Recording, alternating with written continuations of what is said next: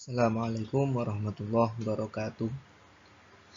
Alhamdulillahirrabbilalamin. Wabihi nasta'in ala umurid dunia waddin. Sayyidina maulana Muhammadin wa ala alihi wa sahbihi ajma'in. Amma ba'd. Yang saya hormati Bapak Nurdi MPD selaku dosen pengampu mata kuliah etika profesi keguruan dan juga segenap aktivitas akademik Sekolah Tinggi Ilmu Tarbiyah Al-Fatah. Perkenalkan, nama saya Muhammad Sofiullah dari Sekolah Tinggi Ilmu Tarbiyah Al-Fatah semester 6A. Dan saya di sini akan menjelaskan tentang pengertian guru, tugas dan peran guru untuk memenuhi tugas dari mata kuliah etika profesi keguruan.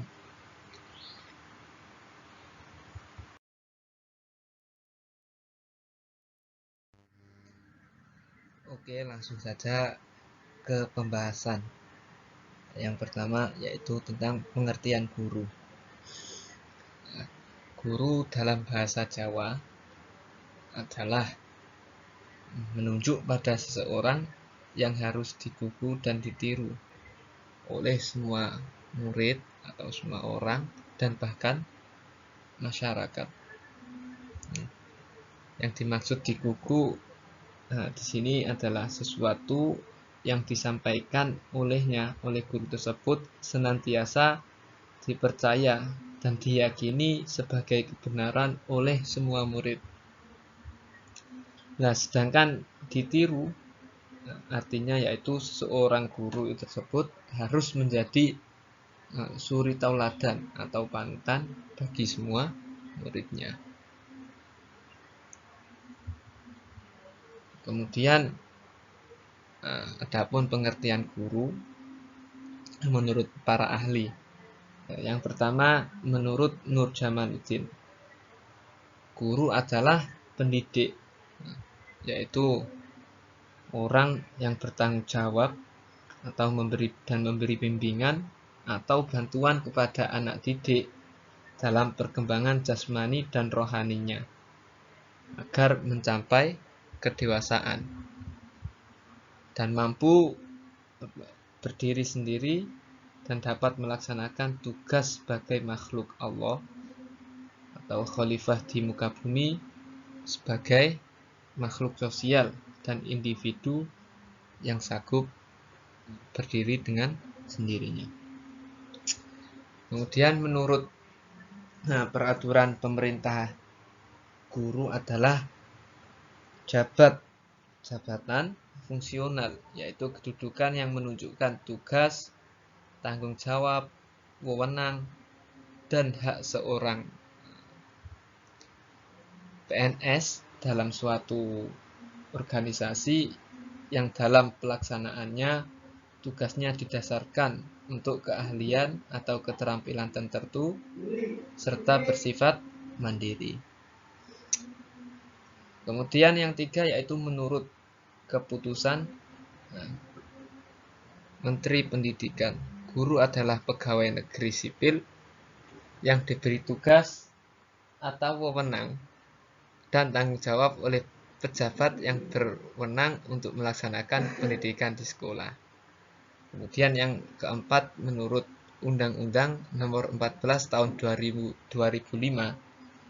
guru adalah pendidik profesional dengan tugas utama mendidik, mengajar, membimbing, mengarahkan, melatih, menilai, dan mengevaluasi peserta didik pada pendidikan anak di usia dini lewat jalur pendidikan formal, pendidikan dasar, dan pendidikan menengah.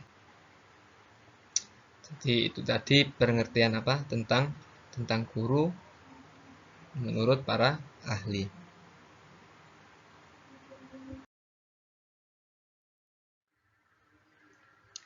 Selanjutnya yaitu peran dan fungsi guru.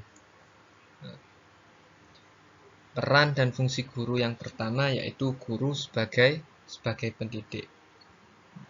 Yang dimaksud dengan guru sebagai pendidik adalah guru menjadi tokoh panutan dan identifikasi bagi para peserta didik dan lingkungannya. Oleh karena itu, guru harus memiliki standar kualitas tertentu yang mencakup tanggung jawab, wibawa, mandiri, dan disiplin.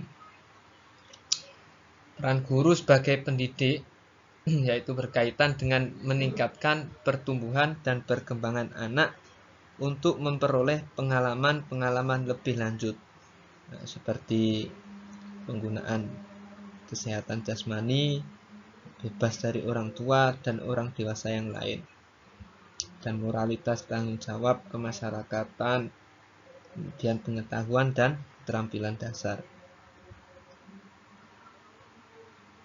Oleh karena itu, tugas guru dapat disebut sebagai pendidik dan atau pemeliharaan anak. Guru sebagai penanggung jawab kedisiplinan anak dan harus mengontrol setiap aktivitas anak-anak agar tingkat laku anak tidak menyimpang dengan norma-norma yang ada. Selanjutnya yang kedua yaitu guru sebagai pengajar.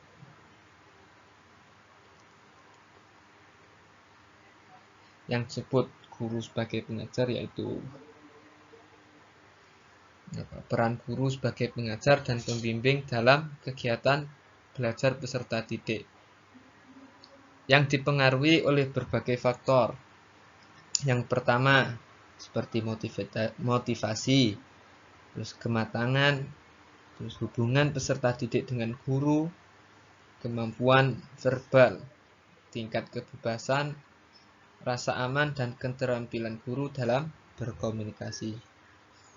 Nah, jika faktor-faktor tersebut tadi dipenuhi, maka melalui pembelajaran peserta didik dapat belajar dengan baik. Dan guru harus berusaha membuat sesuatu menjadi jelas bagi peserta didik dan terampil dalam memecahkan sebuah masalah.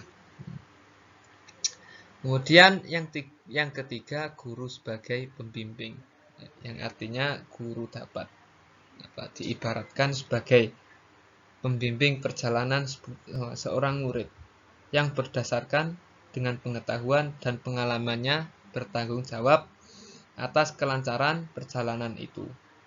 Nah, dalam hal ini istilah perjalanan tidak hanya menyangkut fisik, tapi juga perjalanan mental, emosional, kreativitas, moral, dan spiritual yang lebih baik dalam sebuah kompleks.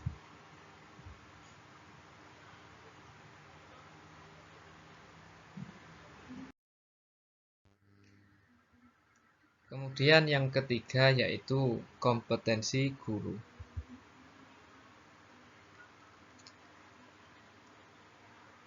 Menurut Mulyasa, kompetensi adalah perpaduan dari pengetahuan, keterampilan, nilai, dan sikap yang direfleksikan dalam kebiasaan berpikir dan bertindak. Kemudian menurut Muhaimin, kompetensi adalah seperangkat tindakan intelijen penuh tanggung jawab yang harus dimiliki seseorang sebagai syarat untuk dianggap mampu melaksanakan tugas-tugas dalam bidang pekerjaan tertentu. Sifat intelijen harus ditunjukkan sebagai kemahiran, ketetapan, dan keberhasilan bertindak. Kemudian sifat tanggung jawab harus ditunjukkan sebagai kebenaran tindakan, baik dipandang dari sudut ilmu pengetahuan, teknologi, maupun etika. Berdasarkan pendapat tersebut, dapat disimpulkan bahwa pengertian kompetensi guru adalah pengetahuan, keterampilan, dan kemampuan yang dikuasai oleh seseorang yang telah menjadi bagian dari dirinya, sehingga ia dapat melakukan perilaku kognitif, afektif, dan psikomotorik dengan sebaik-baiknya. Oke, kompetensi guru yang pertama yaitu tentang kompetensi kepribadian.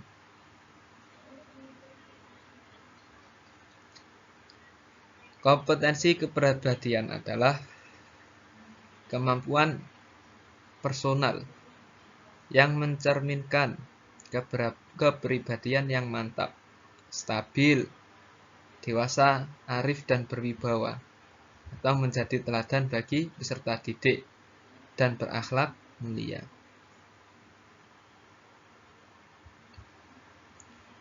Kompetensi dalam kepribadian ini meliputi ada 5. Yang pertama yaitu kepribadian yang mantap dan stabil, meliputi bertindak sesuai dengan norma sosial, bangga menjadi guru, dan memiliki konsistensi dalam bertindak sesuai dengan norma.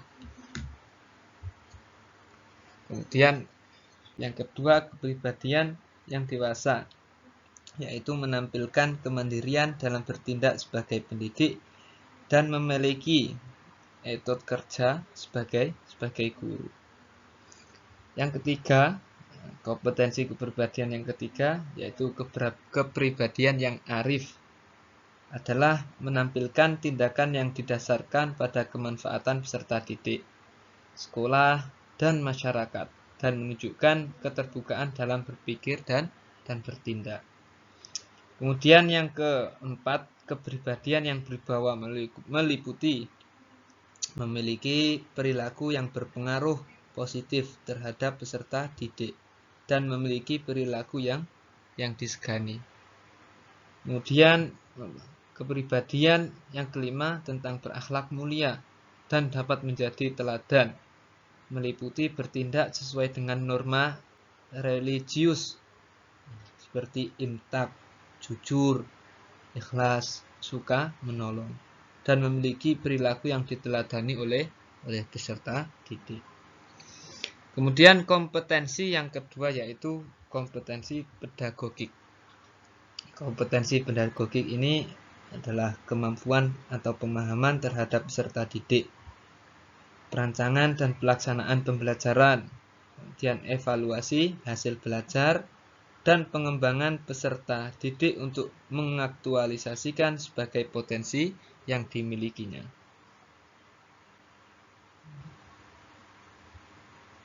Kompetensi pedagogik ada 5. Yang pertama, memahami peserta didik secara mendalam, yang meliputi memahami peserta didik dengan memanfaatkan prinsip-prinsip perkembangan kognitif, prinsip-prinsip kepribadian, dan mengidentifikasi bekal ajar awal peserta didik. Yang kedua, merancang pembelajaran, termasuk memahami landasan pendidikan untuk kepentingan pembelajaran, yang meliputi memahami landasan pendidikan, menerapkan teori belajar dan pembelajaran, kemudian menentukan strategi pembelajaran berdasarkan karakteristik peserta didik, kemudian kompetensi yang ingin dicapai dan materi ajar, serta menyusun rancangan pembelajaran berdasarkan strategi yang dipilih. Yang ketiga, melaksanakan pembelajaran yang meliputi menata latar atau menyeting tempat duduk pembelajaran dan melaksanakan pembelajaran yang kondusif. Yang keempat yaitu merancang dan melaksanakan evaluasi pembelajaran, yang meliputi merancang dan melaksanakan evaluasi proses dan hasil belajar secara berkesinambungan dengan berbagai metode, dengan menganalisis hasil evaluasi proses dan hasil belajar untuk menentukan tingkat ketuntasan belajar dan memanfaatkan hasil penilaian pembelajaran untuk perbaikan kualitas program pembelajaran secara umum. Yang kelima yaitu mengembangkan peserta didik untuk mengaktualisasikan sebagai berbagai potensinya, meliputi memfasilitasi peserta didik untuk perkembangan berbagai potensi akademik dan memfasilitasi peserta didik untuk mengembangkan berbagai potensi non-akademik. Kemudian yang ketiga, yaitu kompetensi profesional. Kompetensi profesional ini adalah penguasaan materi pembelajaran secara luas dan mendalam, yang mencakup penguasaan materi, kurikulum, mata pelajaran di sekolah, dan substansi keilmuan yang menaungi materinya, serta penguasaan terhadap struktur dan metodologi keilmuannya. Kemudian kompetensi yang keempat yaitu kompetensi sosial. Nah, kompetensi sosial adalah kemampuan guru untuk berkomunikasi dan bergaul secara efektif dengan peserta didik, tenaga kependidikan, orang tua atau wali peserta didik, dan masyarakat sekitar.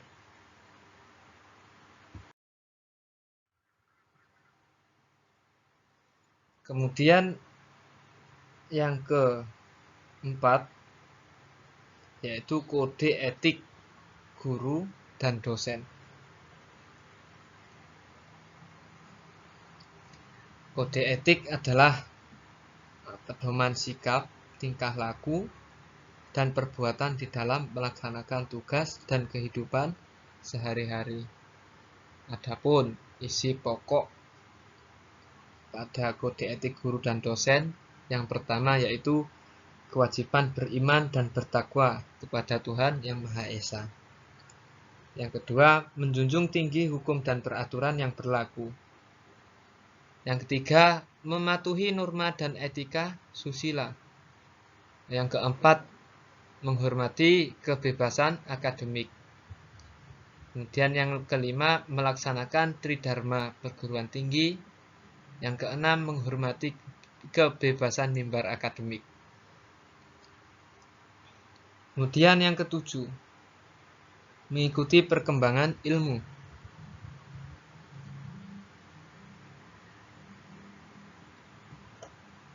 Kemudian yang kedelapan, mengembangkan sikap objektif dan universal. Yang kesembilan yaitu menghargai hasil karya orang lain.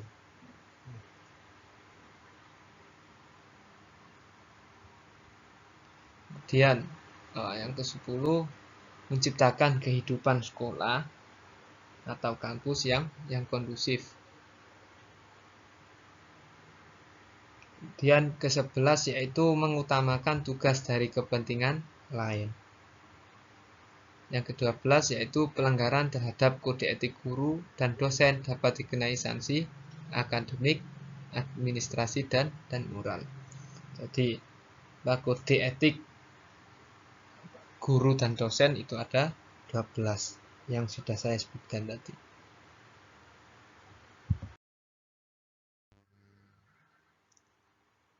Kemudian yang kelima yaitu guru profesional. Pengertian guru profesional adalah guru yang mampu menerapkan hubungan yang berbentuk multidimensional. Dan guru yang demikian adalah yang secara internal memiliki 4 kompetensi, yaitu kompetensi pedagogik, kompetensi profesional, kompetensi kepribadian, dan kompetensi sosial.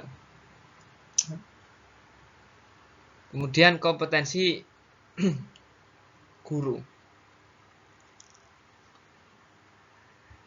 Pada dasarnya terdapat perangkat tugas yang harus dilaksanakan oleh guru berhubungan dengan profesinya sebagai pengajar. Nah, tugas guru ini sangat berkaitan dengan 4 kompetensi tersebut tadi, yaitu kompetensi pedagogik, kompetensi profesional, kompetensi kepribadian, dan kompetensi sosial. Kemudian yang pertama, apa sih yang dimaksud dengan kompetensi pedagogik? Nah, kompetensi pedagogik adalah kemampuan yang berkenaan dengan pemahaman peserta didik dan pengelola pembelajaran yang mendidik dan dialogis.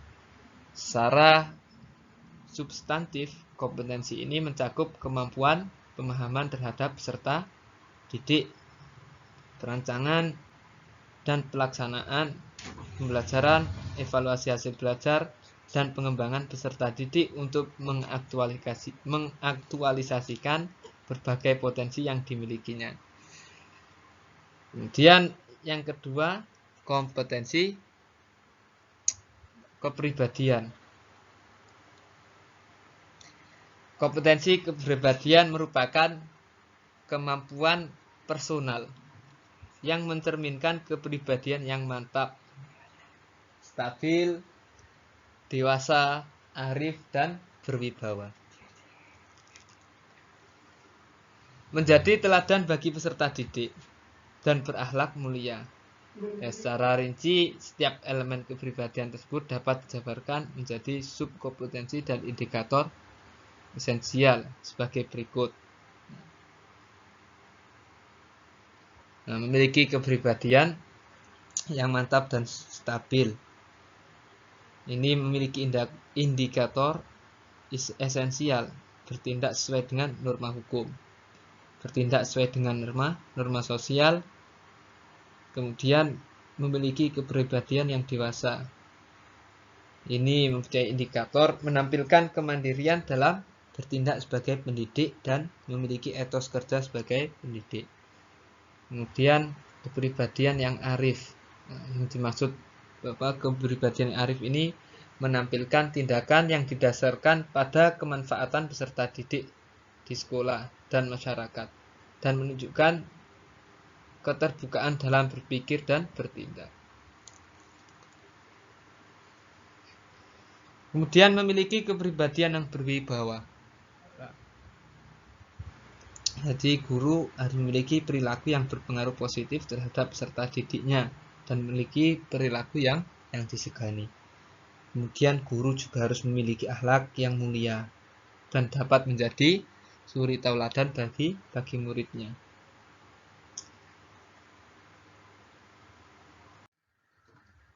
Kemudian yang ketiga yaitu kompetensi profesional. Kompetensi profesional merupakan kemampuan yang berkenaan dengan penguasaan materi pembelajaran bidang studi secara luas dan mendalam yang mencakup penguasaan substansi isi materi kurikulum mata pelajaran di sekolah dan substansi keilmuan yang menaungi materi kurikulum tersebut. Kemudian yang keempat yaitu kompetensi sosial.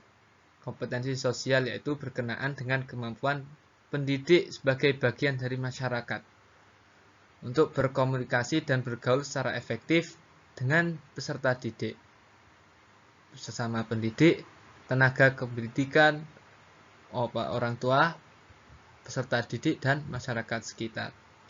Jadi guru itu harus mampu berkomunikasi dan bergaul secara efektif dengan peserta didiknya, dan mampu berkomunikasi dan bergaul secara efektif dengan sesama pendidik, sesama guru, dan tenaga kependidikan, dan mampu berkomunikasi dan bergaul secara efektif dengan orang tua, wali murid, wali peserta didik, dan masyarakat sekitar.